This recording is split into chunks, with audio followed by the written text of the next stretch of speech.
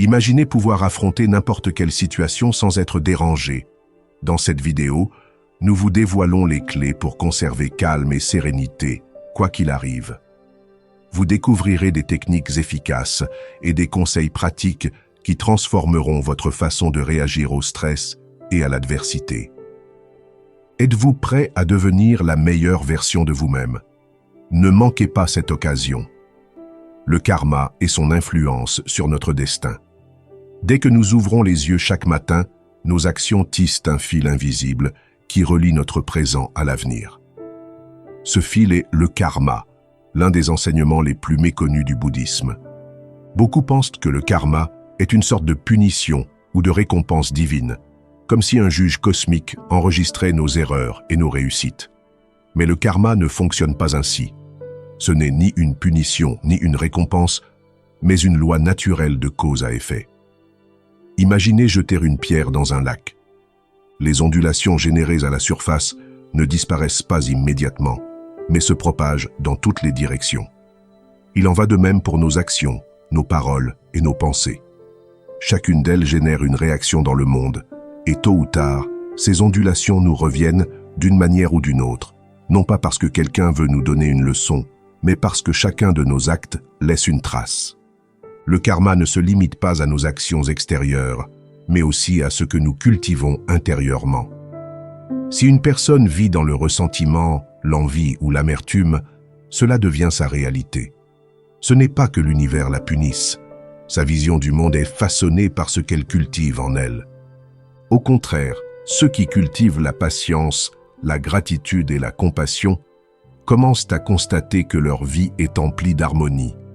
Non pas parce que tout se passe comme par magie, mais parce que leur propre perception change et avec elle, leur façon d'agir.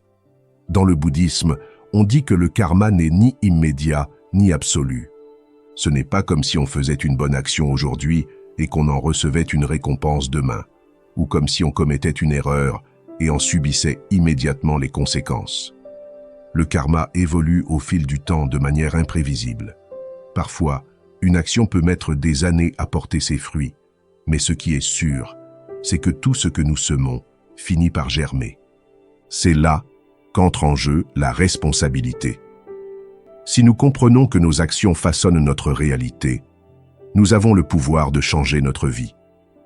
Il ne s'agit pas d'attendre que le destin nous traite bien, mais de prendre les choses en main et de commencer à semer ce que nous voulons récolter. Si nous voulons la paix, semons la paix dans nos pensées et nos interactions. Si nous voulons l'amour, pratiquons l'amour, sans rien attendre en retour. Le karma nous montre aussi que nous ne sommes pas déconnectés du monde. Chaque action que nous entreprenons a un impact sur les autres, même si nous ne le voyons pas immédiatement. Un mot d'encouragement peut changer la journée de quelqu'un. Un acte de générosité peut inspirer les autres à faire de même. Tout comme une attitude négative peut propager davantage de négativité, une action positive peut déclencher une chaîne de changements que nous n'aurions jamais imaginé. Mais si tout est déterminé par nos actions passées, sommes-nous pour autant prisonniers d'un destin immuable? C'est là que le bouddhisme nous offre un enseignement libérateur. Le karma n'est pas une condamnation, mais une opportunité. Quelles que soient nos décisions passées, nous pouvons toujours transformer notre présent. Chaque jour est une nouvelle occasion de changer le cours de notre vie, de briser les schémas qui nous nuisent et de construire un avenir différent. Comprendre cela nous amène à la prochaine grande question. Que se passe-t-il lorsque nous brisons ce cycle? Si nos actions influencent notre avenir, existe-t-il un moment où nous ne sommes plus liés par le karma? La réponse nous conduit à l'un des concepts les plus profonds du bouddhisme, l'illumination. Car si le karma est le cycle de cause à effet, l'illumination est le moment où nous nous libérons de ce cycle. Et c'est là la prochaine étape sur ce chemin. L'illumination est la véritable signification du nirvana. Si le karma est la loi de cause à effet qui nous enferme dans un cycle sans fin d'actions et de conséquences, alors l'illumination est la clé qui nous libère de cette prison. Mais que signifie réellement atteindre l'illumination? On l'imagine souvent comme un état mystique, presque surnaturel, où l'on devient tout-puissant, ou acquiert une sorte de sagesse divine, mais la réalité est bien plus profonde, et en même temps, plus simple. L'illumination ou nirvana n'est pas un acquis de plusieurs vies, ni un prix réservé à quelques privilégiés. Ce n'est pas un lieu que l'on atteint, ni un état inaccessible. L'illumination est la compréhension profonde de la réalité telle qu'elle est, sans les distorsions de notre esprit, sans le poids de l'ego, sans les désirs qui nous entravent. C'est un éveil, une prise de conscience que la souffrance est une illusion créée par notre propre perception du monde. Pour mieux comprendre cela, imaginons ce qui suit. Un poisson qui a vécu toute sa vie dans l'océan ne remet jamais en question l'eau.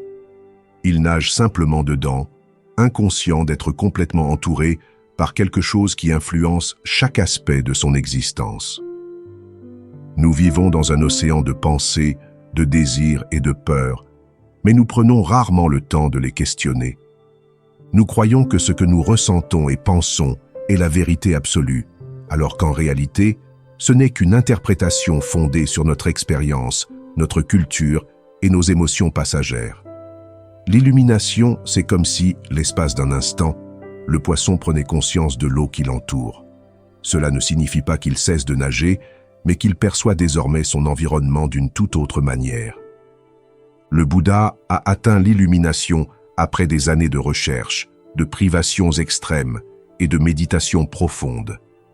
Lorsqu'il s'est enfin éveillé sous l'arbre de la Bodhi, il a réalisé une chose révolutionnaire.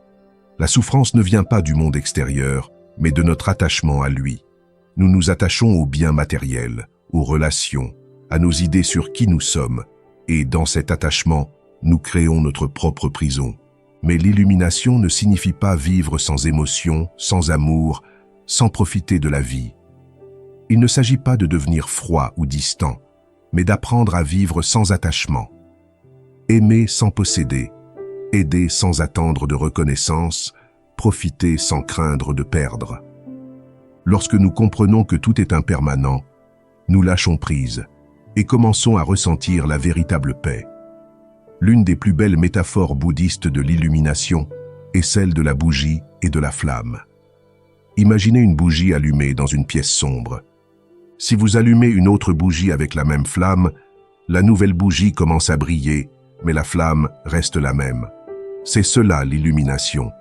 Ce n'est pas quelque chose que l'on obtient, mais quelque chose qui s'enflamme en vous. Et le plus beau, c'est que cette lumière peut passer d'une personne à une autre, se propager sans s'éteindre. Mais atteindre l'illumination n'est pas un événement magique qui se produit du jour au lendemain.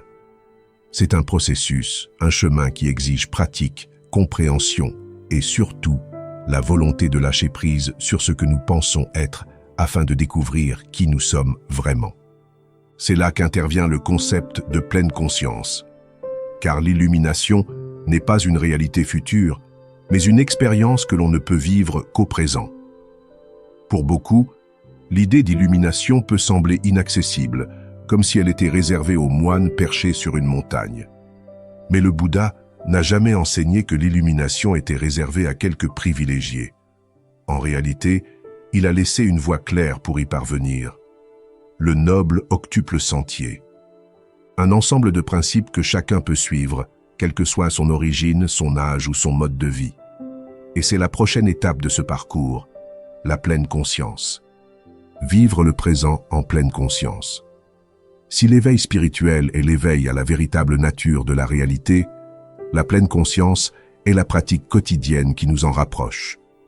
C'est l'outil qui nous permet de sortir du pilotage automatique, du tourbillon de pensée qui nous entraîne constamment entre le passé et le futur. Il s'agit de vivre ici et maintenant, pleinement présent à ce que nous faisons, sans distraction, sans jugement, sans nous perdre dans nos pensées. Nous vivons dans un monde où la distraction est devenue la norme. Au réveil, la première chose que nous faisons est de regarder notre téléphone qui nous inonde d'informations avant même que notre esprit n'ait le temps de s'éveiller clairement. Nous mangeons en regardant des vidéos. Nous travaillons en réfléchissant à ce que nous allons faire ensuite. Nous écoutons quelqu'un parler, tout en préparant mentalement notre réponse. Nous sommes rarement pleinement présents dans ce que nous faisons. et cela a un coût énorme. Lorsque nous ne sommes pas attentifs, la vie passe sans que nous en fassions vraiment l'expérience. Nous passons à côté de moments de beauté, de connexion et d'apprentissage. Nous nous laissons emporter par nos émotions sans en comprendre l'origine. Nous agissons de manière impulsive, sans réfléchir, répétant des schémas qui nous font souffrir. Et le pire, c'est que nous ne réalisons même pas que nous sommes pris au piège de ce cycle. Le bouddhisme enseigne que la pleine conscience est la clé pour se libérer de cet état d'inconscience. Il ne s'agit pas seulement de méditer en silence, mais d'être présent dans tout ce que nous faisons. Ressentir la texture des aliments en mangeant. Observer l'air qui entre et sort de nos poumons lorsque nous respirons. Écouter quelqu'un sans que notre esprit ne s'égare. C'est revivre la vie avec la fraîcheur d'un enfant découvrant tout pour la première fois. L'une des plus grandes erreurs est de penser que la pleine conscience n'est qu'une technique de relaxation.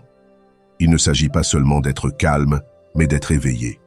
Cela signifie être conscient de nos réactions, reconnaître nos émotions sans les laisser nous dominer, voir la réalité sans filtre. En étant attentifs, nous pouvons remarquer comment la colère surgit avant d'exploser, comment l'anxiété s'accumule avant de nous paralyser, et en le voyant, nous avons la possibilité de choisir comment réagir plutôt que de réagir impulsivement. Imaginez que votre esprit est un lac.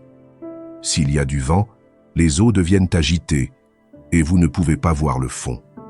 Voilà à quoi ressemble notre esprit lorsque nous sommes submergés par les distractions et les soucis. Mais si le vent se calme, l'eau redevient claire et nous pouvons tout voir clairement. La pleine conscience nous permet d'apaiser notre esprit et de voir clairement ce qui était auparavant caché. Mais comprendre ne suffit pas. La seule façon de vivre la pleine conscience est de la pratiquer. Et c'est là que beaucoup échouent, car ils recherchent des résultats immédiats. On voudrait que notre esprit se calme d'un coup, mais ça ne marche pas comme ça. C'est comme entraîner un muscle. C'est difficile au début. Nous réalisons que notre esprit vagabonde constamment, que nous nous perdons dans nos pensées sans même nous en rendre compte. Mais avec la pratique, nous revenons progressivement au présent. Et avec le temps, la pleine conscience devient notre mode de vie naturel. Les moines bouddhistes pratiquent dans cela dans chaque aspect de leur journée. Marcher, manger, faire la vaisselle, tout devient une occasion d'être présent. Mais nul besoin d'être moine pour l'appliquer. Nous pouvons commencer par des choses simples. Sentir la température de l'eau en nous lavant les mains, observer les sons qui nous entourent sans les juger, prendre conscience de notre posture corporelle à cet instant précis. Chaque instant est une occasion de s'éveiller. Et lorsque nous commençons à vivre en pleine conscience, nous réalisons quelque chose d'incroyable. La souffrance que nous croyions inévitable commence à s'atténuer. Non pas parce que la vie devient parfaite, mais parce que nous cessons de résister à ce qui est. Nous cessons de vivre dans le passé ou le futur et commençons à ressentir la paix d'être pleinement dans l'instant présent. Mais comment approfondir cette pratique et la transformer véritablement? C'est là qu'intervient le noble octuple sentier, la carte laissée par le Bouddha pour atteindre la véritable libération. Et c'est là la prochaine étape de ce chemin. Le noble octuple sentier, le guide vers l'illumination.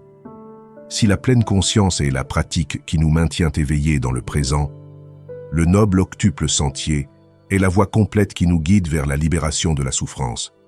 Il ne s'agit pas d'un ensemble de règles imposées, mais d'un mode de vie qui transforme notre façon de penser, de parler et d'agir. Le Bouddha a découvert cette voie après des années de recherche. Au début, il a connu une vie d'opulence, entourée de plaisir et de confort, mais il a réalisé que cela ne lui apportait pas de satisfaction durable.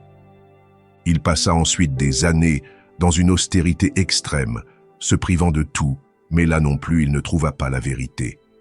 Ce n'est qu'en comprenant que l'équilibre était la clé qu'il atteignit l'illumination. Et de cette expérience, il forma le noble octuple sentier. Ce chemin comporte 8 étapes, mais il ne s'agit pas d'étapes à suivre les unes après les autres. Ce sont plutôt des pratiques qui se développent ensemble, comme les pièces d'un engrenage qui se renforcent mutuellement. Tout commence par une vision juste. Avant de changer de vie, nous devons comprendre la réalité telle qu'elle est. Nous devons comprendre que la souffrance ne vient pas de circonstances extérieures, mais de notre attachement aux choses, aux personnes et aux idées. En acceptant que tout est impermanent, nous nous libérons de tout attachement et commençons à expérimenter la véritable liberté. De cette compréhension naît l'intention juste. Il ne suffit pas de comprendre la vérité.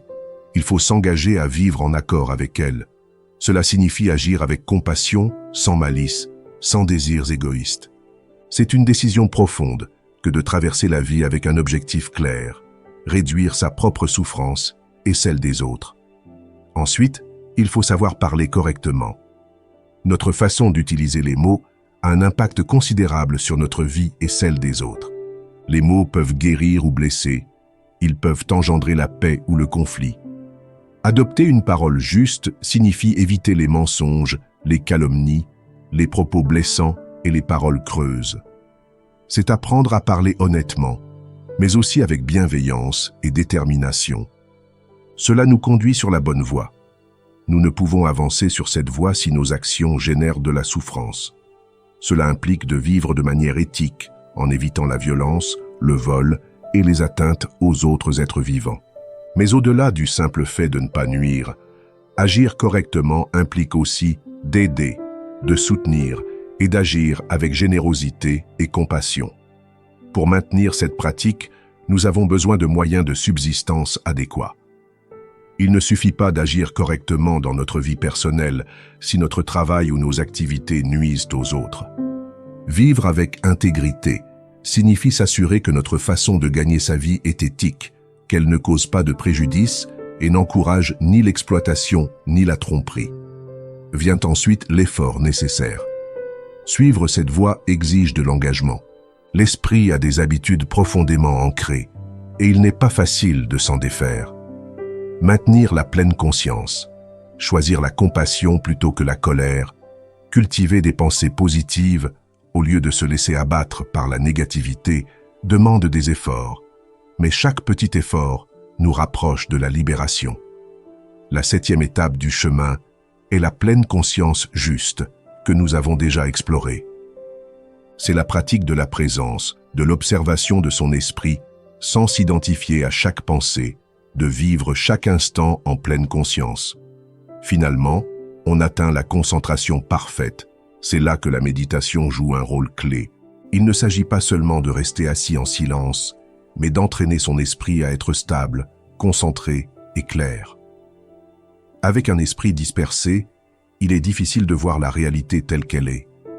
Mais en exerçant notre concentration, nous atteignons un calme profond, une clarté qui nous permet d'agir avec sagesse en toute situation. Le noble octuple sentier n'est pas un chemin de sacrifice, mais de transformation. Il ne s'agit pas de suivre des règles par obligation, mais plutôt de découvrir, par la pratique, que chacun de ces principes nous mène à une vie plus épanouie, plus libérée de la souffrance. Mais comment cette voie s'inscrit-elle dans le cycle des renaissances? Pourquoi, malgré tous nos efforts, répétons-nous sans cesse les mêmes expériences? Pour comprendre cela, il nous faut explorer la roue du samsara, ce cycle sans fin dans lequel nous sommes tous prisonniers jusqu'à ce que nous apprenions à nous en sortir. La roue du samsara est le cycle des renaissances. Si le noble octuple sentier est la voie à suivre pour sortir de la souffrance, la roue du samsara est la raison pour laquelle nous y restons prisonniers. D'un point de vue bouddhiste, l'existence n'est pas une ligne droite avec un début et une fin, mais un cercle vicieux qui se répète sans cesse. Nous naissons, grandissons, souffrons, mourons et renaissons, répétant ce cycle à l'infini. Ce cycle ne se réfère pas seulement à la réincarnation au sens littéral, mais aussi au schéma que nous répétons au cours d'une même vie. Combien de fois nous retrouvons-nous prisonniers des mêmes erreurs, des mêmes émotions destructrices, des mêmes désirs qui nous conduisent à la souffrance? Le samsara n'est pas seulement une destination après la mort, c'est la réalité dans laquelle nous vivons, lorsque notre esprit continue de fonctionner en pilotage automatique, réagissant toujours de la même manière. Mais pourquoi restons-nous prisonniers de ce cycle? La réponse réside dans les trois racines du mal, aussi appelées les trois poisons: l'ignorance, le désir et l'aversion. L'ignorance est la cécité qui nous empêche de voir la réalité telle qu'elle est. Nous croyons être un soi, séparé du monde, que les choses sont permanentes, que le plaisir peut nous apporter un bonheur durable. Nous ne comprenons pas que tout est impermanent et que l'attachement n'engendre que souffrance. Le désir est la recherche constante de satisfaction dans les choses extérieures. Nous voulons plus d'argent, plus de reconnaissance, plus de plaisir, plus de sécurité. Et quand nous obtenons ce que nous désirons, la satisfaction est de courte durée, car un nouveau désir apparaît rapidement. Ce n'est jamais suffisant. Nous passons notre vie à courir après des choses, persuadés que le bonheur nous échappera une fois obtenu. Mais ce bonheur nous échappe toujours. L'aversion est le revers de la médaille. Non seulement nous désirons des choses, mais nous rejetons aussi ce qui nous met mal à l'aise. Nous fuyons la douleur, nous évitons les émotions désagréables, nous résistons à la réalité lorsqu'elle ne correspond pas à nos désirs. Mais résister à la souffrance ne fait que l'intensifier. Ces trois forces nous maintiennent prisonniers du cycle du samsara. Chaque fois que nous agissons par ignorance, désir ou aversion, nous renforçons ce cycle. Mais voici le plus important. La roue ne tourne que tant que nous la nourrissons.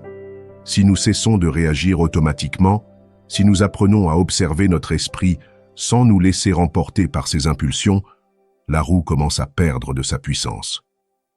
Le bouddhisme explique qu'il existe 6 royaumes au sein du samsara, 6 états d'esprit dans lesquels nous pouvons vivre selon nos actions et notre perception du monde. Ce ne sont pas des lieux physiques, mais plutôt des représentations de différents états d'existence. Le royaume des dieux est un état de plaisir et de confort, où tout semble aller pour le mieux, mais où l'on court le risque de tomber dans la complaisance. Ici, le bonheur est temporaire, et lorsqu'il disparaît, la souffrance est plus grande, car nous ne sommes pas préparés à la perte. Le royaume des titans est un état de compétition et d'ambition. Ici, les gens luttent constamment pour le pouvoir, se comparent aux autres et recherchent la reconnaissance et le succès. C'est un état de conflit permanent, où l'on n'est jamais satisfait, car il y a toujours quelqu'un au-dessus. Le monde humain est celui où se trouve la plus grande opportunité d'éveil. Ici, il y a la souffrance, mais aussi la capacité de réfléchir et de chercher la vérité. C'est dans cet état que le bouddhisme nous invite à prendre conscience et à rompre le cycle.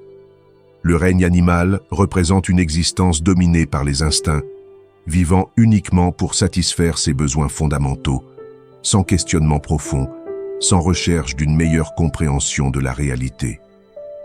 Le règne des fantômes affamés symbolise le désir insatiable. Ici, les gens vivent dans un état de manque constant, en voulant toujours plus, avec le sentiment constant de manquer quelque chose. Peu importe ce qu'ils obtiennent, ils ne se sentent jamais complets. L'enfer est un état de souffrance extrême où la haine et le désespoir consument tout. Ceux qui vivent dans cet état perçoivent le monde comme hostile et réagissent avec colère et ressentiment à toute situation. Au cours d'une vie, nous pouvons expérimenter tous ces états. Un jour, nous pouvons nous sentir au royaume des dieux, jouissant du bonheur. Et le lendemain, nous pouvons sombrer dans le royaume des fantômes affamés, avec le sentiment que rien ne nous suffit. L'important est de comprendre que nous ne sommes prisonniers d'aucun de ces états. Nous pouvons en sortir en cessant de nous identifier à nos émotions et à nos pensées. Pour nous libérer du samsara, nous devons le comprendre, observer nos désirs sans nous laisser entraîner par eux, percevoir notre souffrance sans y résister ni l'éviter, cesser de réagir automatiquement et commencer à agir en pleine conscience. La nature de la souffrance est l'illusion du soi. S'il est une chose que tous les êtres humains éprouvent, quelle que soit leur origine, leur culture ou leur statut, c'est la souffrance. Malgré tous nos efforts pour l'éviter, elle est toujours présente, sous différentes formes. Parfois, il s'agit d'une douleur physique, d'autres fois d'une perte, d'une déception ou d'une angoisse inexplicable. Le Bouddha, après avoir observé le monde avec une clarté absolue, est arrivé à la conclusion que la souffrance est une partie inévitable de l'existence. Mais il a aussi découvert quelque chose de plus important. La racine de cette souffrance ne se trouve pas dans le monde extérieur, mais dans notre propre esprit. Pour comprendre cela, pensons à quelque chose d'aussi simple qu'un objet que nous aimons vraiment. Un téléphone, un vêtement, une voiture. Tant que nous le possédons, nous ressentons de la satisfaction. Mais s'il se casse, nous le perdons ou nous le prenons. Nous ressentons de la frustration, de la colère ou de la tristesse. La nature de l'objet n'a pas changé. Seule notre relation à lui a changé. Et c'est ce qu'enseigne le bouddhisme. La souffrance ne vient pas des choses, mais de l'attachement que nous développons envers elles. Mais l'attachement ne se limite pas aux biens matériels. Nous nous attachons aux gens, aux idées, à l'image que nous avons de nous-mêmes. Nous nous accrochons à une relation parce que nous pensons que nous ne serons pas heureux sans elle. Nous nous accrochons à une croyance parce qu'elle nous procure de la sécurité. Nous nous accrochons à notre identité parce que nous pensons que sans elle, nous ne serions rien. Et lorsque quelque chose menace ces attachements, nous ressentons de la peur, de la colère, du désespoir. C'est là qu'intervient l'un des enseignements les plus profonds du bouddhisme, l'illusion du soi. Nous croyons être un soi fixe, solide et immuable. Nous nous identifions à notre nom, à notre histoire, à nos pensées et à nos émotions. Mais si nous y regardons de plus près, nous nous rendons compte que notre image change constamment. Imaginez que vous tenez une photo de vous, enfant. Sur cette image se trouve votre visage, votre corps, une version de vous-même d'il y a des années. Mais tu es la même personne que sur cette photo. Ton corps a changé, ton esprit a changé, tes idées ont évolué. Ce qui t'inquiète aujourd'hui n'existait peut-être même pas à l'époque, et il en sera de même demain. Tout ce que vous pensez être aujourd'hui sera différent dans quelques années. Alors, si tout change, où est le véritable soi? Le bouddhisme enseigne que le soi n'est rien d'autre qu'une construction mentale, un ensemble de pensées, de souvenirs et de perceptions qui nous font nous sentir séparés du monde. Mais en réalité, nous ne sommes pas une entité figée. Nous sommes un flux constant d'expériences, un processus mouvant tel un fleuve qui n'est jamais le même d'un instant à l'autre. Cette découverte peut être déconcertante au début, car elle nous fait réaliser que ce à quoi nous nous accrochons n'est pas réel. Mais elle est aussi libératrice, car elle signifie que nous ne sommes pas limités par ce que nous pensons être. Si le soi est une illusion, alors il n'y a rien à défendre, rien à protéger, rien à craindre. Nous pouvons nous libérer de nos insécurités, de nos inquiétudes quant à l'avenir, de notre peur du changement. Car le changement est la seule constante, et lorsque nous cessons d'y résister, nous trouvons la paix. Mais si tout est impermanent, si le soi est une illusion, comment vivre sans se sentir perdu? C'est là qu'intervient l'enseignement de la voie du milieu, l'équilibre entre détachement et quotidien, le point précis où l'on trouve la sérénité sans renoncer à l'existence. Et c'est ce que nous explorerons ensuite. La voie du milieu, l'équilibre entre plaisir et renoncement. Si la cause de la souffrance est l'attachement et l'illusion du soi, alors la solution n'est pas de s'abandonner à des plaisirs incommensurables, ni de rejeter la vie à la poursuite d'une perfection inaccessible. C'est là que le Bouddha a découvert la voie du milieu, un enseignement qui rompait avec les extrêmes qu'il avait connus dans sa propre vie. Avant son éveil, le Bouddha connaissait deux modes de vie qui, en apparence, promettèrent le bonheur. Le premier était la complaisance dans les plaisirs. En tant que prince, il avait accès à tout ce qu'on pouvait désirer, bonne chère, musique, luxe, confort. Mais il réalisait que, si les plaisirs étaient satisfaisants pour un instant, ils n'apportaient jamais un bonheur durable. Il y avait toujours quelque chose à désirer, quelque chose qui manquait, et tout plaisir, aussi intense soit-il, finissait tôt ou tard par s'estomper. Il décida donc de tomber dans l'extrême inverse, l'austérité absolue. Il devint ascète, renonçant à tout, jeûnant jusqu'à l'épuisement, se privant de tout confort, pensant que la souffrance physique le mènerait à l'illumination. Mais après des années de cette vie, il comprit que la vérité n'était pas là non plus. La souffrance extrême ne menait pas à la sagesse, elle ne faisait qu'affaiblir le corps et l'esprit. C'est alors qu'il découvrit la voie du juste milieu, un équilibre entre désir et renoncement, entre profiter de la vie sans s'y attacher. Pour mieux comprendre, pensons à la corde d'un instrument de musique. Trop lâche, elle ne produit aucun son. Trop tendue, elle casse. Ce n'est que lorsqu'il possède la bonne tension qu'il peut vibrer harmonieusement. Il en va de même pour la vie. Si nous nous abandonnons au plaisir incontrôlé, nous devenons esclaves du désir. Si nous rejetons tout plaisir et recherchons le renoncement extrême, nous nous privons de la beauté de l'existence. La clé est de trouver l'équilibre. La voie du milieu ne signifie pas vivre dans la médiocrité ou sans aspiration, mais plutôt apprendre à profiter sans attachement. Cela signifie manger avec gratitude, sans tomber dans la gourmandise, ni le rejet extrême de la nourriture. Cela signifie entretenir des relations saines, sans dépendre des autres pour son bonheur, ni s'éloigner par peur de l'attachement. Cela signifie travailler, créer, aimer et vivre des expériences sans se laisser asservir. Lorsque nous comprenons la voie médiane, nous cessons de voir le monde en noir et blanc. Nous ne pensons plus en termes de tout ou rien, de bien ou de mal, de réussite ou d'échec. Nous commençons à nous laisser porter par la vie, acceptant qu'il y ait des moments de plaisir et des moments difficiles, et que tous deux font partie de l'expérience humaine. Mais pour parcourir ce chemin avec clarté, nous devons développer une qualité essentielle, la compassion. Car l'équilibre n'est pas seulement personnel, il s'étend aussi à nos relations avec autrui. Et c'est là le prochain enseignement clé de ce chemin. La compassion universelle, pilier du bouddhisme.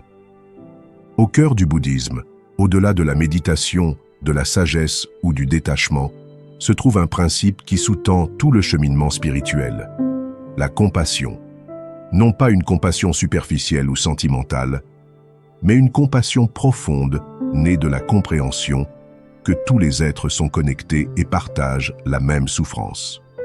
En observant attentivement notre vie, nous réalisons qu'une grande partie de notre souffrance provient de notre séparation d'avec les autres. Nous nous sentons seuls, incompris, en compétition avec le monde. Mais le bouddhisme nous enseigne que ce sentiment de séparation est une illusion. Nous ne sommes pas des entités isolées, mais une partie d'un réseau infini d'interdépendance. Tout ce que nous faisons affecte les autres, et tout ce que font les autres nous affecte. La compassion naît lorsque nous comprenons cela non seulement intellectuellement, mais aussi concrètement, dans notre expérience quotidienne. Cela signifie voir les autres et reconnaître en eux le même désir d'être heureux et d'éviter la souffrance que nous ressentons. Cela signifie comprendre que même ceux qui nous font du mal le font par souffrance et par ignorance. L'un des plus grands défis de la pratique de la compassion est de l'appliquer à ceux que nous considérons comme difficiles ou injustes. Il est facile d'éprouver de la compassion pour quelqu'un qui souffre visiblement, mais qu'en est-il de ceux qui nous ont blessés, ceux que nous considérons comme égoïstes, cruels ou sans cœur? C'est là que le bouddhisme nous met au défi de dépasser notre vision limitée. Imaginez quelqu'un qui vous a profondément blessé. Vous ressentez peut-être de la colère, du ressentiment, de la douleur. Mais si vous regardez au-delà des apparences, vous pouvez vous demander ce qui se cache derrière ces actes. Quel genre de souffrance l'a poussé à agir ainsi? N'est-ce pas quelqu'un qui agit malicieusement sans raison? Peut-être cette personne a-t-elle aussi été blessée par le passé? Peut-être est-elle prisonnière de sa propre ignorance, de sa propre douleur. Il ne s'agit pas de justifier le mal ou de permettre aux autres de nous maltraiter, mais plutôt de comprendre que seule la compassion rompt le cycle de la souffrance. Si nous répondons à la haine par encore plus de haine, nous perpétuons le cycle. Si nous répondons avec compréhension et sagesse, nous créons la possibilité d'une transformation. Le Bouddha a enseigné que la compassion n'est pas seulement un sentiment, mais une pratique active. Nous pouvons la cultiver par la méditation en imaginant différentes personnes, amis, inconnus, voire ennemis, et en leur souhaitant bonheur et délivrance de la souffrance. Mais la véritable compassion ne s'arrête pas à la méditation. Elle s'exprime dans chaque interaction, dans notre façon de parler, dans notre façon de traiter les autres, dans les décisions que nous prenons au quotidien. Cultiver la compassion produit un profond changement en nous. Soudain, le monde cesse d'être un lieu hostile et devient un espace de connexion.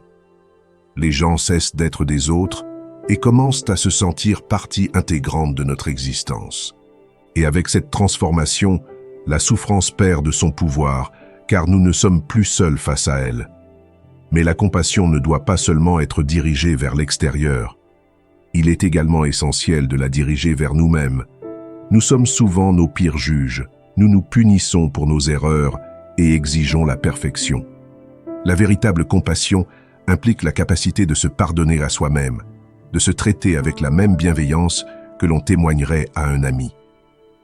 Et lorsque nous combinons la compassion avec la pratique de la méditation, nous atteignons un objectif puissant, l'éveil de la conscience. Car il ne suffit pas de comprendre ces idées, il faut les vivre directement. Et c'est là la prochaine grande leçon sur ce chemin. La méditation et l'éveil de la conscience. Si la compassion nous relie aux autres et nous aide à voir le monde clairement, la méditation est l'outil qui nous permet de nous connaître au plus profond de nous-mêmes. C'est le laboratoire où nous explorons notre esprit, où nous cessons d'être esclaves de nos pensées et apprenons à observer sans réagir. Beaucoup pensent que la méditation consiste simplement à s'asseoir en silence, les yeux fermés, mais c'est bien plus que cela. Il ne s'agit pas de faire le vide dans l'esprit, ni d'échapper à la réalité. Au contraire, c'est une pratique d'observation profonde qui nous permet d'affronter notre véritable identité sans distraction. Il s'agit d'affronter nos désirs, nos peurs et nos émotions sans s'y accrocher, ni les rejeter. Pour comprendre le pouvoir de la méditation, réfléchissons au fonctionnement de l'esprit au quotidien. Nous sommes généralement pris dans un tourbillon de pensées. Sans nous en rendre compte, nous passons d'une idée à l'autre, revivons le passé, nous inquiétons de l'avenir, réagissons à tout ce qui nous entoure. La plupart du temps, nous ne sommes pas dans le présent. La méditation nous apprend à sortir de ce pilotage automatique et à reprendre le contrôle de notre esprit. Cela nous permet de voir clairement comment les pensées et les émotions naissent, apparaissent et disparaissent sans avoir à nous y identifier. Cela nous apprend que nous ne sommes pas nos pensées, mais l'espace dans lequel elles apparaissent. Imaginez-vous assis au bord d'une rivière, regardant le courant charrier feuilles et branches. Généralement, lorsqu'une pensée surgit, nous nous y accrochons et nous laissons porter. S'il s'agit d'une pensée inquiétante, nous commençons à imaginer tous les scénarios possibles. S'il s'agit d'un souvenir douloureux, nous revivons l'émotion comme si elle se reproduisait. Mais en méditation, au lieu de nous laisser emporter, nous apprenons à voir les pensées comme des feuilles flottant dans l'eau. Nul besoin de sauter dans la rivière. Nous pouvons simplement observer. Le Bouddha a enseigné différents types de méditation, mais l'un des plus importants est la méditation vipassana, qui signifie vision profonde. Dans cette pratique, nous nous entraînons à observer la réalité telle qu'elle est, sans distorsion. Nous commençons par respirer, sentant l'air entrer et sortir du corps, utilisant cet ancrage pour attirer notre attention sur le présent. Ensuite, nous élargissons notre conscience pour percevoir les sensations, les émotions et les pensées du corps, sans les juger ni chercher à les modifier. Ce qui est étonnant, c'est qu'en observant notre esprit de cette manière, nous commençons à remarquer des schémas que nous n'avions pas remarqués auparavant. Nous remarquons comment certaines pensées surgissent de manière répétée, comment nous réagissons automatiquement à certaines émotions, comment nous nous accrochons à certaines idées et en rejetons d'autres. Avec le temps, cette compréhension nous libère.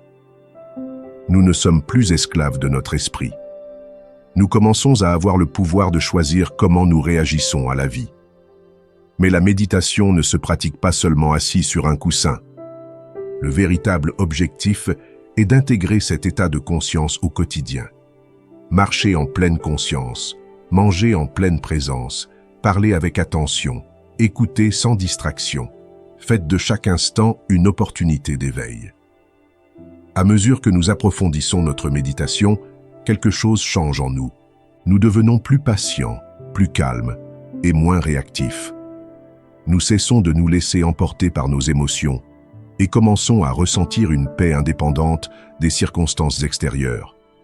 Cette paix naît de l'intérieur, de la compréhension directe que la souffrance est une illusion créée par le mental. Et lorsque nous commençons à vivre avec cette clarté, une question naturelle se pose.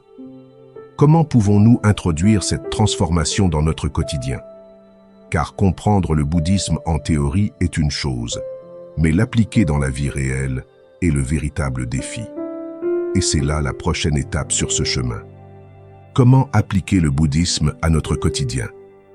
Il est vain de considérer le bouddhisme uniquement comme une philosophie ou un ensemble d'idées intéressantes si nous ne l'appliquons pas à notre vie. Le véritable but de ces enseignements n'est pas d'accumuler des connaissances, mais de transformer notre façon de vivre. Et la clé est de porter la pratique au-delà de la méditation, des temples ou des livres, à chaque instant de notre existence. Souvent, lorsqu'on pense au bouddhisme, on imagine des moines dans des monastères isolés du monde, voués à la contemplation et à la méditation. Mais le Bouddha n'a jamais enseigné que l'illumination était réservée à quelques privilégiés. Ces enseignements s'adressent à tous, ceux qui travaillent, ceux qui s'occupent de leur famille et ceux qui vivent dans le chaos de la vie moderne. Il n'est pas nécessaire de renoncer à tout, ni de vivre isolé pour pratiquer le bouddhisme. Il nous faut apprendre à intégrer la conscience, la compassion et l'équilibre dans chaque aspect de notre vie. La première façon d'y parvenir est de pratiquer la pleine conscience dans nos actions quotidiennes. Dès le réveil, nous pouvons choisir d'être présents. Au lieu de commencer la journée en consultant notre téléphone ou en nous précipitant sans réfléchir, prenons quelques secondes pour respirer consciemment, pour ressentir notre corps et pour être reconnaissants du nouveau jour. Lorsque nous mangeons, nous pouvons le faire en pleine conscience, en savourant les saveurs, en mâchant lentement, sans distraction. En marchant, nous percevons chaque pas, le contact de nos pieds avec le sol, la sensation du vent sur notre peau. Chaque action, aussi simple soit-elle, est une occasion de s'éveiller. Un autre aspect fondamental est notre relation aux autres. Nous agissons souvent en pilote automatique dans nos interactions, répondant par l'ego, par nos émotions du moment. Mais en pratiquant la conscience, nous pouvons prendre conscience de notre façon de communiquer. Parlons-nous avec bienveillance? Écoutons-nous vraiment? Ou attendons-nous simplement notre tour pour parler? Nos mots construisent ou détruisent. Pratiquer une parole juste ne signifie pas seulement éviter de mentir, mais aussi utiliser les mots pour créer l'harmonie, pour encourager plutôt que critiquer, pour apaiser plutôt que de générer des conflits. Mais il ne suffit pas de contrôler nos paroles. Il faut aussi travailler sur nos réactions. Le bouddhisme nous apprend à observer nos émotions sans nous laisser dominer par elles. Nous réagissons souvent de manière impulsive à la colère, à la frustration ou à la peur, sans réaliser que ces émotions sont passagères.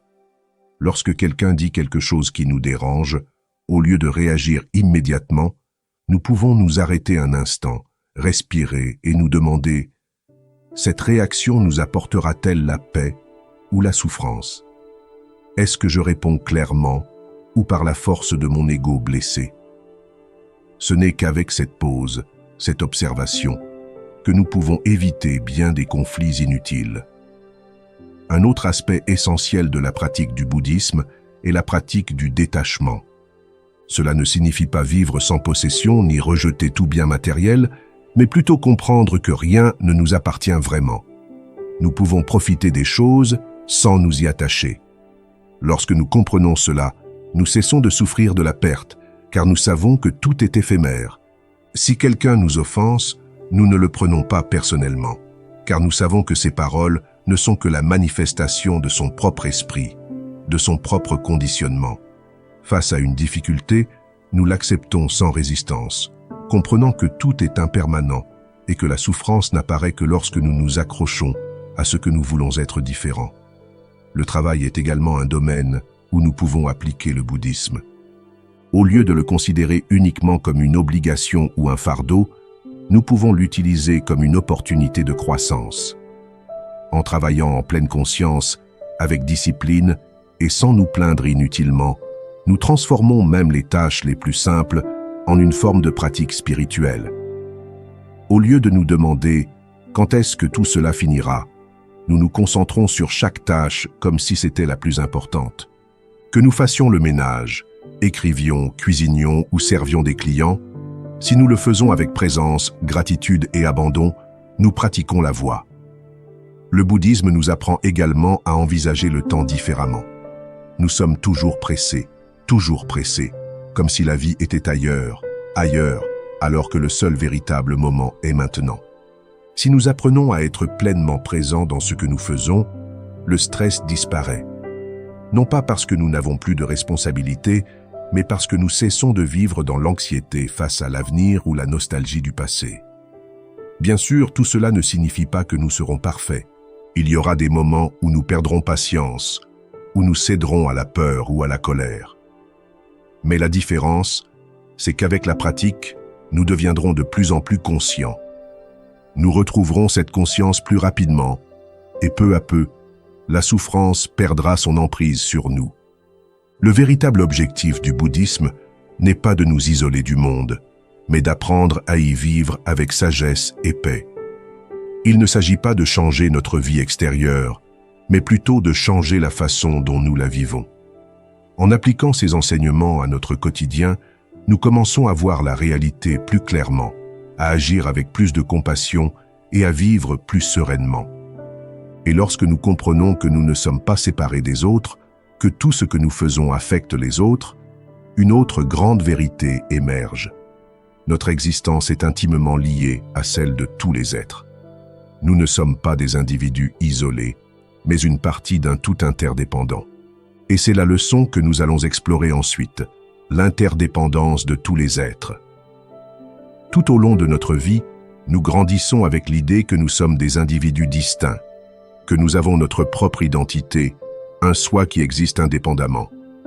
Mais à y regarder de plus près, on se rend compte que ce n'est qu'une illusion.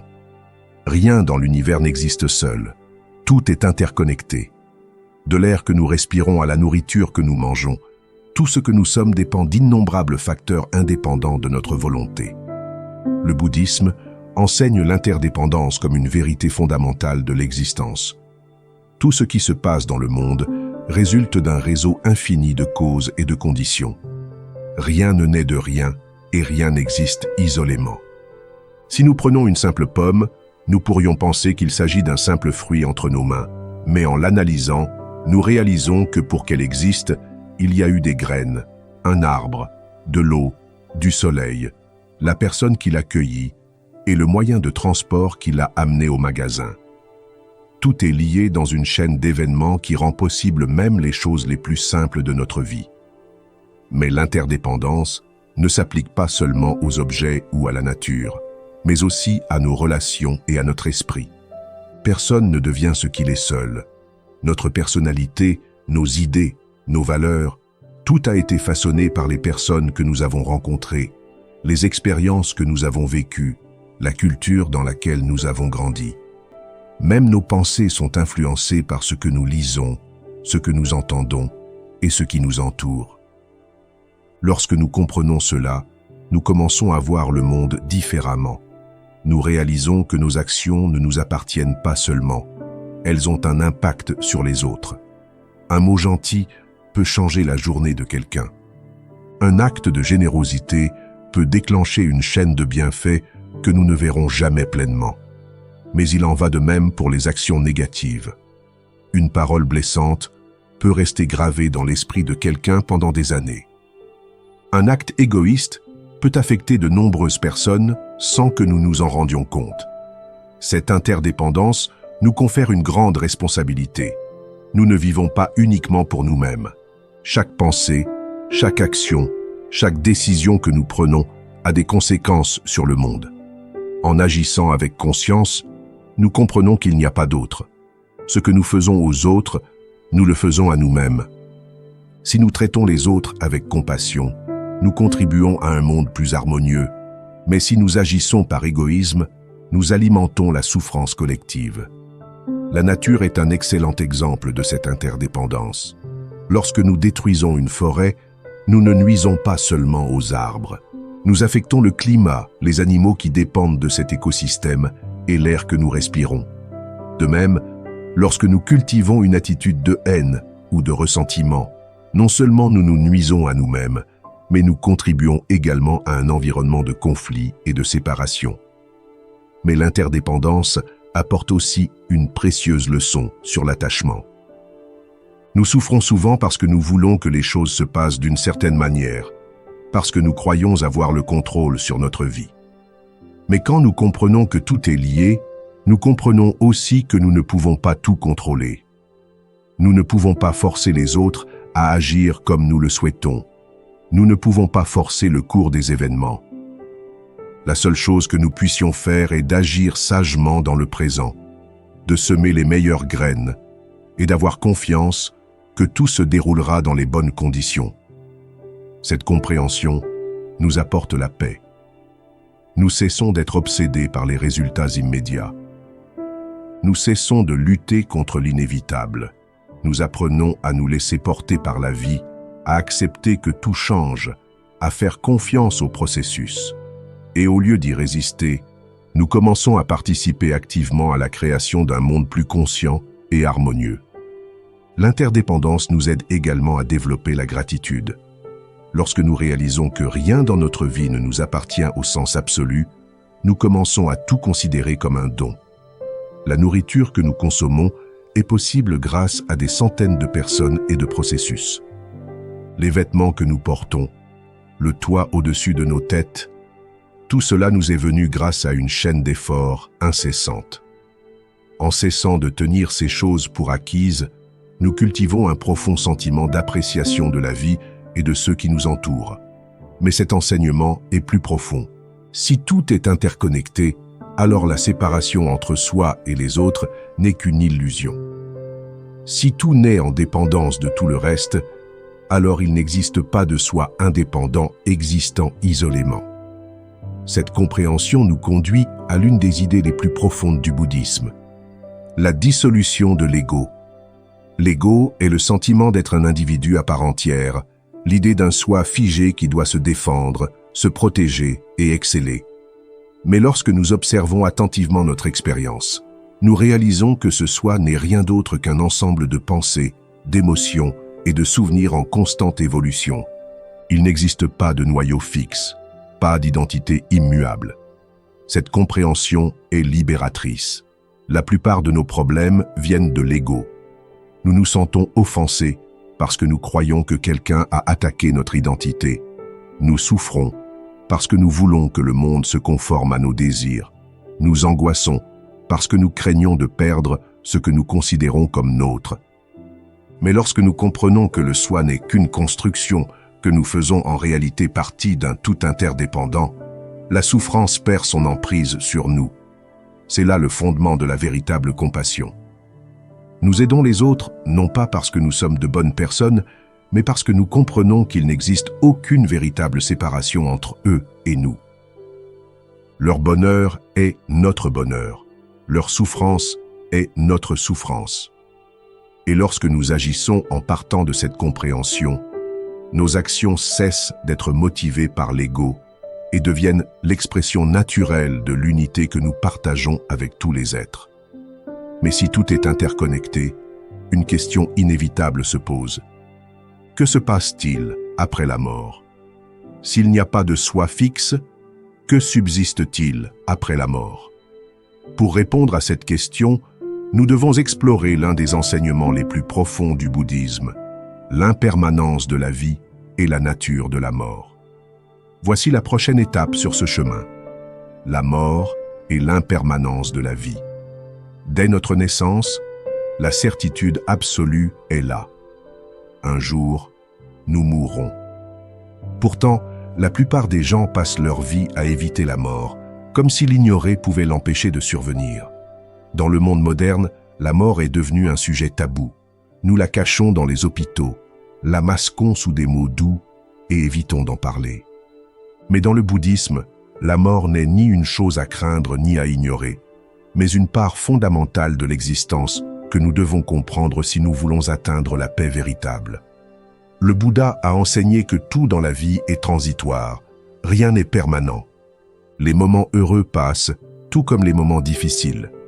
Les corps vieillissent, les relations évoluent, les circonstances changent. Tout est en constante évolution.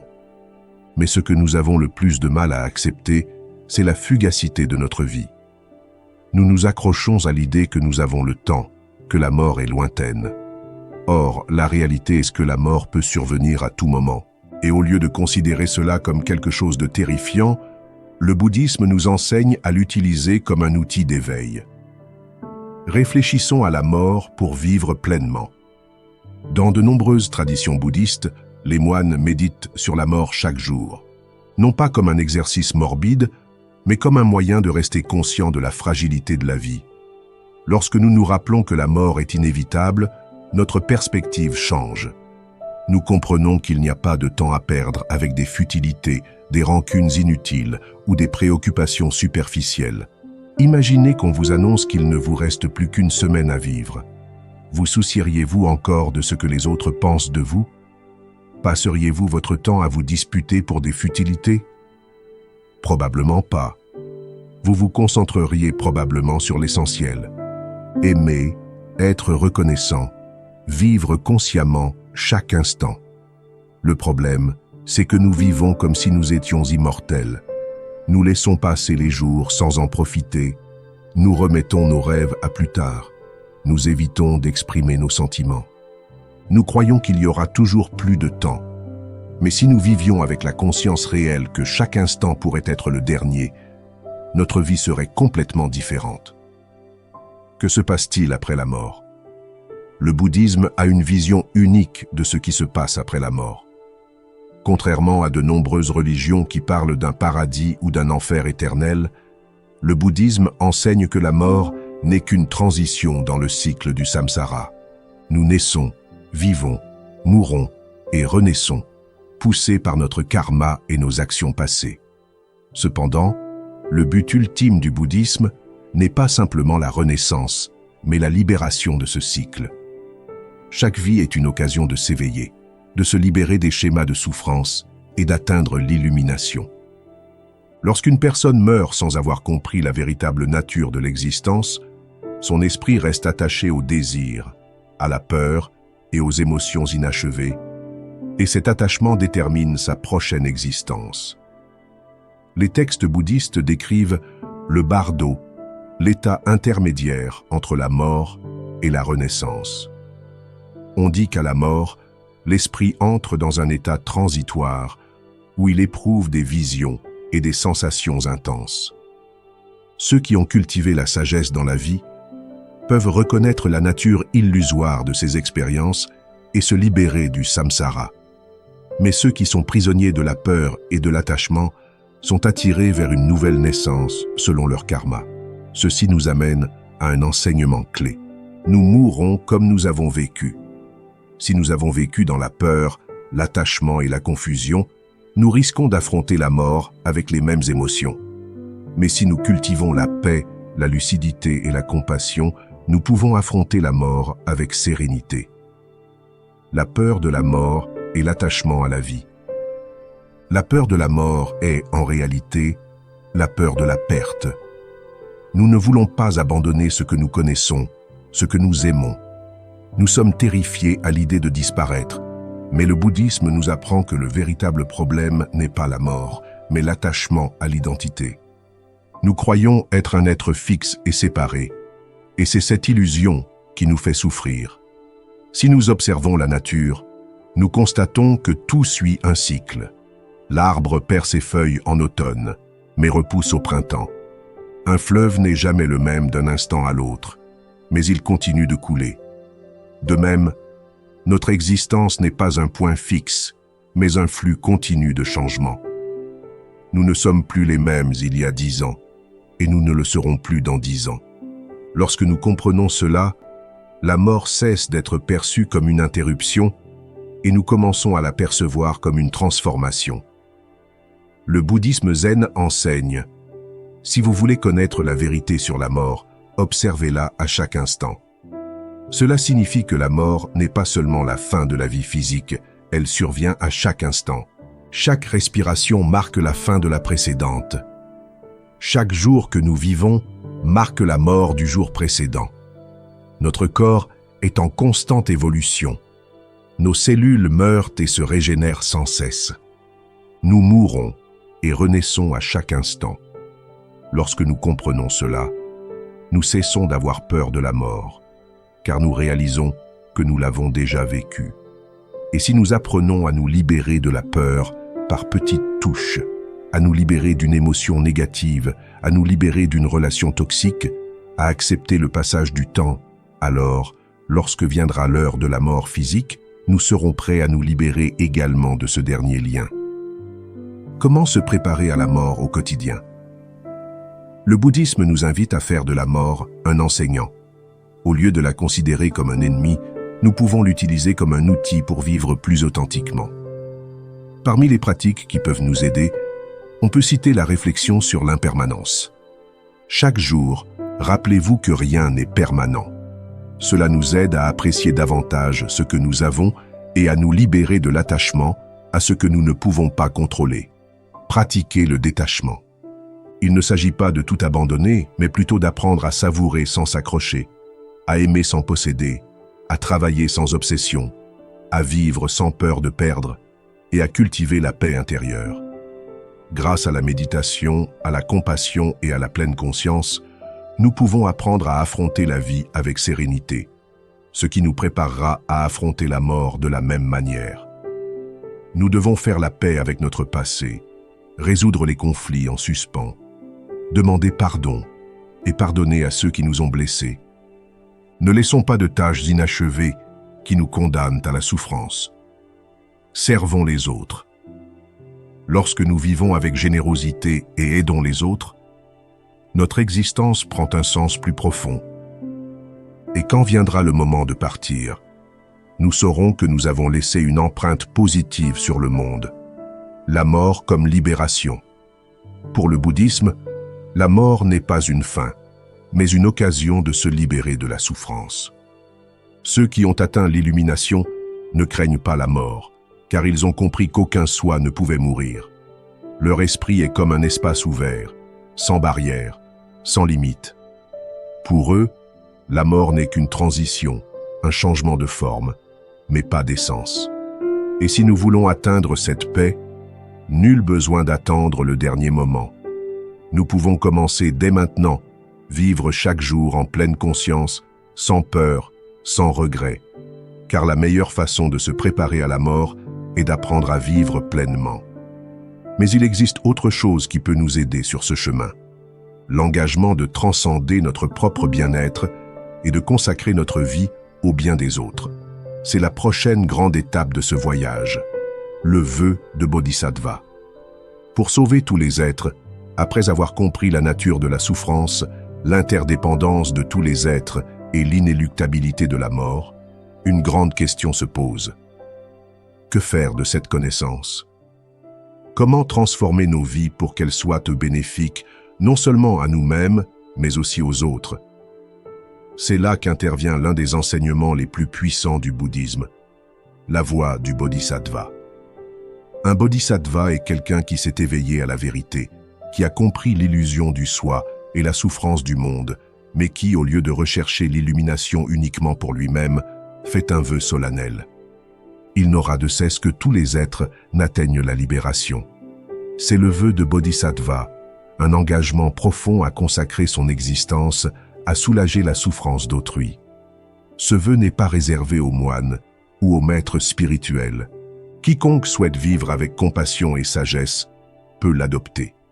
Cela ne signifie pas que nous devions faire des sacrifices extrêmes ni abandonner notre quotidien, mais plutôt que dans chaque action, chaque pensée, chaque décision, nous ayons l'intention de faire du bien aux autres. Pourquoi faire un vœu aussi noble? Cela peut paraître impossible. Des millions d'êtres humains dans le monde souffrent d'innombrables formes de souffrance. Comment une seule personne pourrait-elle aider tout le monde?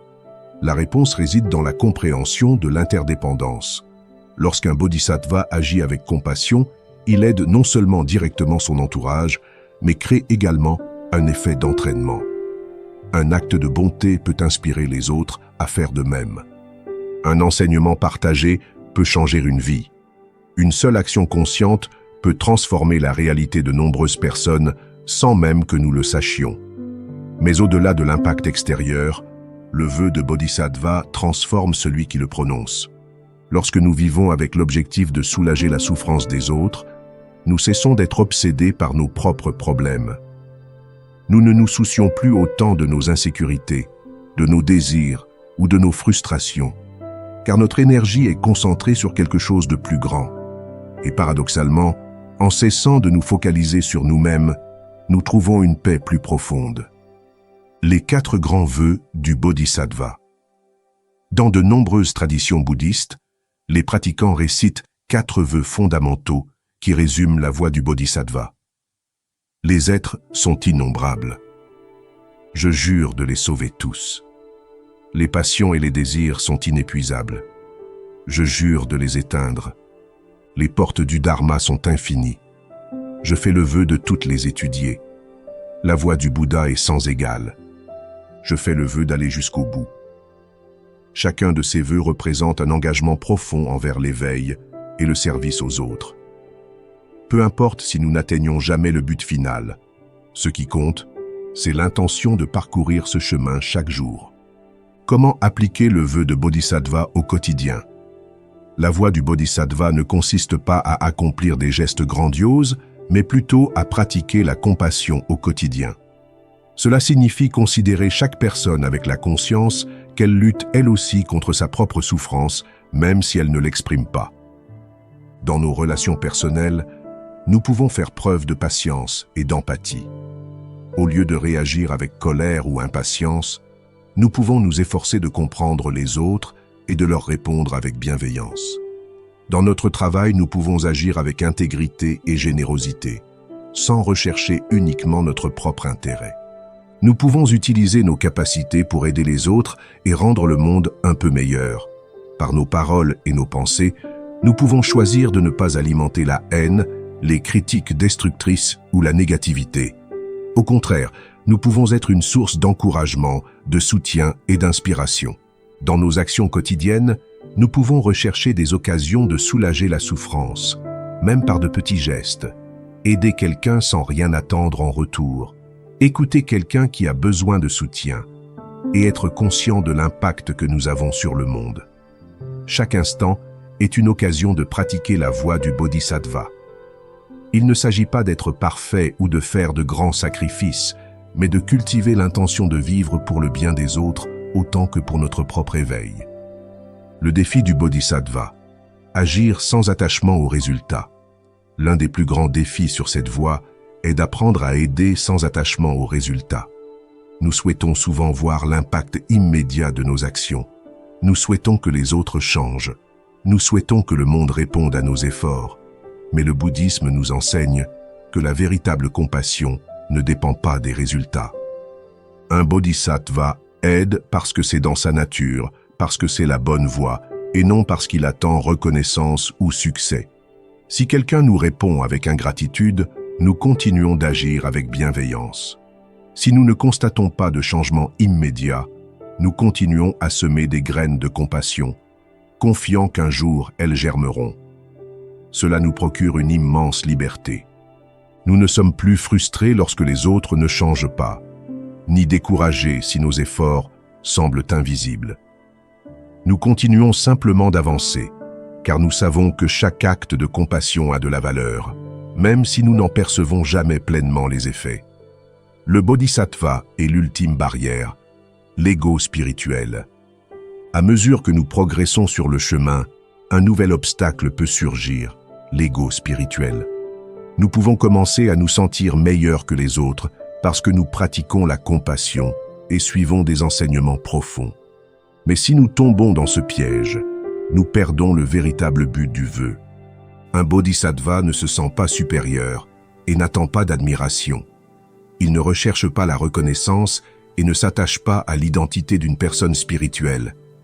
Il agit simplement sans ego, sans attente. Et c'est dans cette humilité qu'il trouve la véritable liberté. L'étape finale du bodhisattva. Abandonner même le désir d'illumination.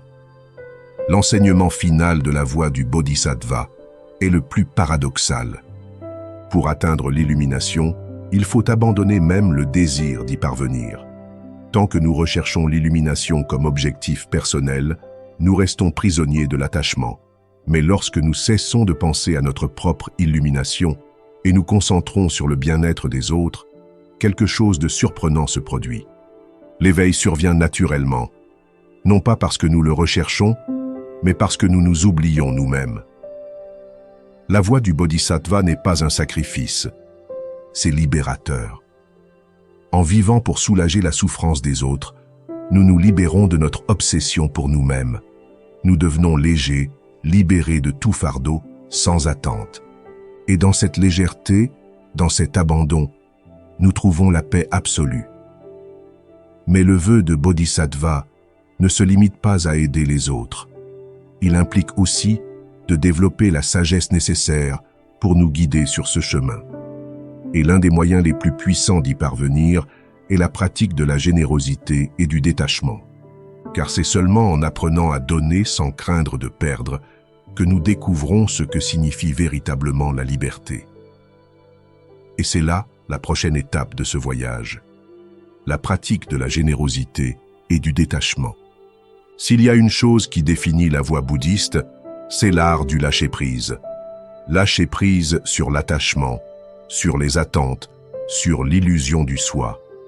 Et de toutes les façons de le pratiquer, l'une des plus puissantes est la générosité.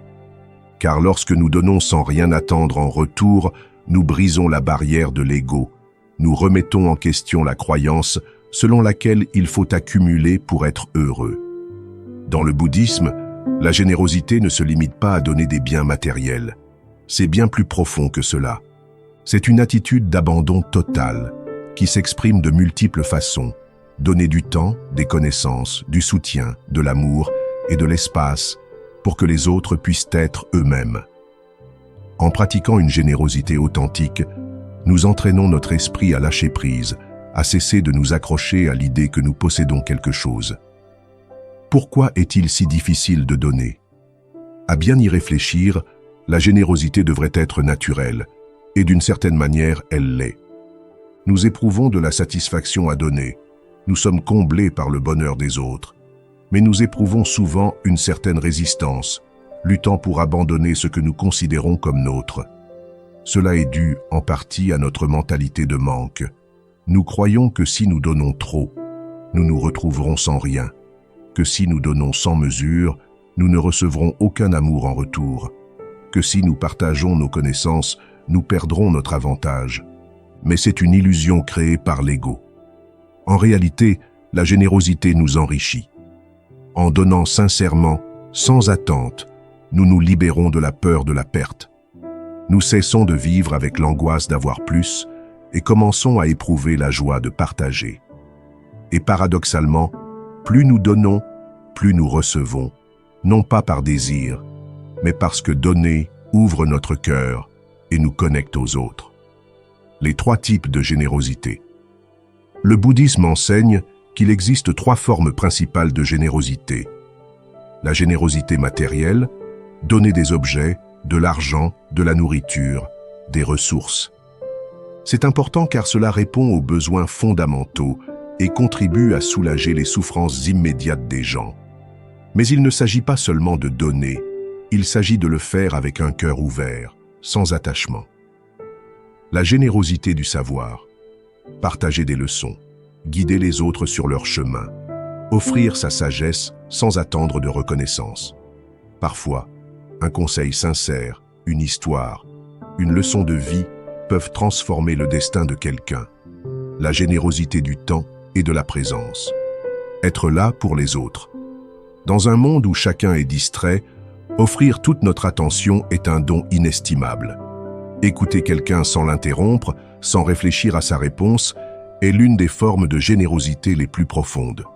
Le détachement, la racine de la véritable générosité. Mais la générosité ne peut être complète que si elle s'accompagne de détachement. Il ne s'agit pas seulement de donner, mais d'apprendre à lâcher prise. Souvent, même en donnant, on s'accroche. Si nous aidons quelqu'un, nous attendons de la gratitude. Si nous partageons quelque chose, nous aspirons à la reconnaissance. Si nous donnons de l'amour, nous en attendons en retour. Mais le détachement nous apprend que l'acte de donner se suffit à lui-même. Le bouddhisme nous rappelle que rien ne nous appartient réellement, ni nos biens, ni nos relations, ni même notre corps. Tout ce que nous possédons est emprunté pour un temps. Un jour, inévitablement, nous devrons tout lâcher. Et si nous n'apprenons pas à lâcher prise maintenant, la souffrance sera plus grande au moment de la perte. Mais détachement ne signifie pas indifférence. Cela ne signifie pas vivre sans amour ni connexion. Cela signifie aimer sans posséder, aider sans contrôler, vivre sans peur de perdre. Cela signifie être au monde avec un cœur ouvert, sans s'accrocher à quoi que ce soit comme si c'était éternel. Comment pouvons-nous pratiquer la générosité et le détachement au quotidien? Nul besoin de faire de gros dons, ni de tout abandonner pour pratiquer la générosité et le détachement. Nous pouvons commencer par de petits gestes qui, avec le temps, transformeront notre façon de vivre. Donner sans rien attendre en retour. La prochaine fois que nous ferons quelque chose pour quelqu'un, nous pourrons l'essayer sans attendre de remerciements, sans attendre de reconnaissance. Simplement donner et partager. Partager ce que nous savons. Si nous possédons une compétence ou un savoir qui peut aider les autres, nous pouvons le partager sans crainte. Le savoir s'enrichit lorsqu'il est partagé. Oubliez le besoin de contrôle. Nous souffrons souvent parce que nous voulons que les choses se passent comme nous le souhaitons. Pratiquer le détachement, c'est accepter que nous ne pouvons pas tout contrôler, ni tout le monde. Apprécier sans posséder. Profiter des choses sans s'y attacher. Un paysage, un moment avec quelqu'un qu'on aime, une expérience. Tout est temporaire, mais cela ne nous empêche pas de l'apprécier pleinement tant que ça dure.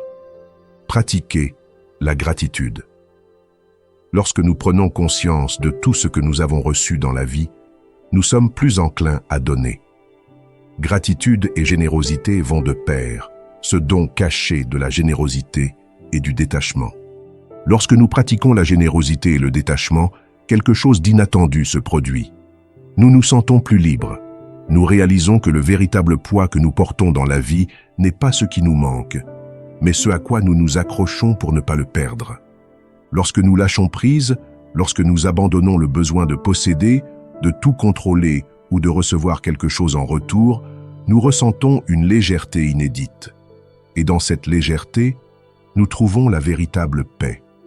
Non pas parce que nous avons accumulé davantage, mais parce que nous avons appris à vivre sans peur de perdre. Non pas parce que nous avons toutes les réponses, mais parce que nous avons appris à laisser tomber les questions. Non pas parce que la vie est devenue parfaite, mais parce que notre bonheur ne dépend plus de sa perfection. Le bouddhisme ne nous demande pas de renoncer à la vie, mais plutôt d'apprendre à la vivre avec sagesse. Puissions-nous aimer sans posséder? Puissions-nous aider sans attendre?